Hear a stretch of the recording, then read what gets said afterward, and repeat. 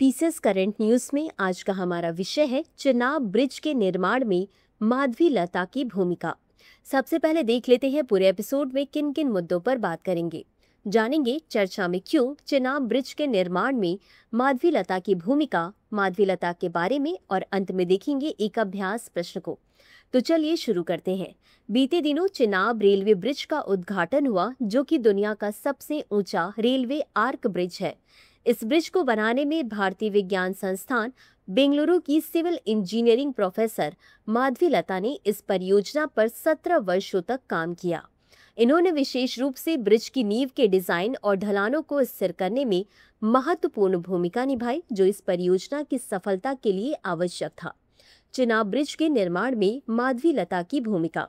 इन्होंने पुल की नींव और ढलानों की स्थिरता के डिजाइन में महत्वपूर्ण योगदान दिया। चिनाब घाटी की जटिल भूगर्भीय स्थिति को देखते हुए इन्होंने डिजाइन एज यू गो दृष्टिकोण अपनाया, जिससे निर्माण के दौरान बदलती भौगोलिक स्थितियों के अनुसार डिजाइन में सुधार किया गया। चिनाब ब्रिज को भूकंपीय क्षेत्र 4 के अनुसार डिजाइन किया गया था और इसके निर्माण में स्थिरता बनाए रखने के लिए विशेष तकनीकी उपाय सुझाए गए थे। इन्होंने इस परियोजना के दौरान भूगर्भीय और भू तकनीकी चुनौतियों का सामना किया है, जैसे कठिन स्थलाकृति, टूटे फूटे चट्टाने, असमान सतह और भूकंपीय संवेदनशीलता। बता दें कि यह परियोजना तकनीकी दृष्टिकोण से बेहद जटिल थी और लता ने इसके समाधान के लिए जटिल गणना और डिजाइन संशोधन किए। अब जान लेते हैं माधवी लता के बारे में। यह वर्तमान में सेंटर फॉर सस्टेनेबल टेक्नोलॉजीज या CST की अध्यक्ष हैं।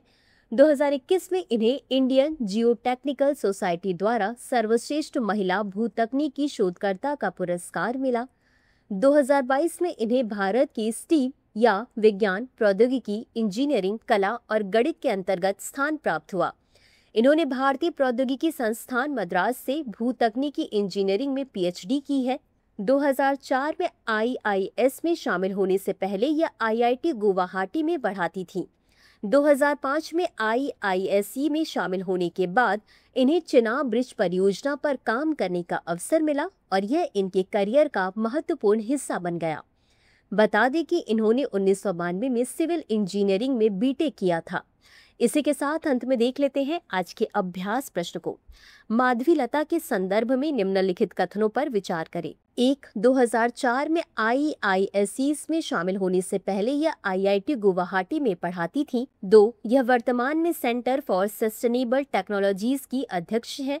उपर्युक्त में से कौन सा या कौन से कथन सही है? यह सही है।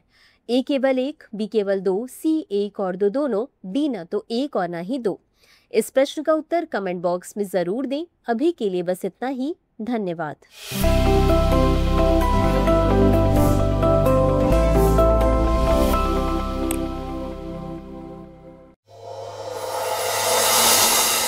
डियर व्यूअर्स, अपने एग्जाम की तैयारी को और बेहतर करने के लिए हमारे चैनल को लाइक, शेयर और सब्सक्राइब करना न भूलें।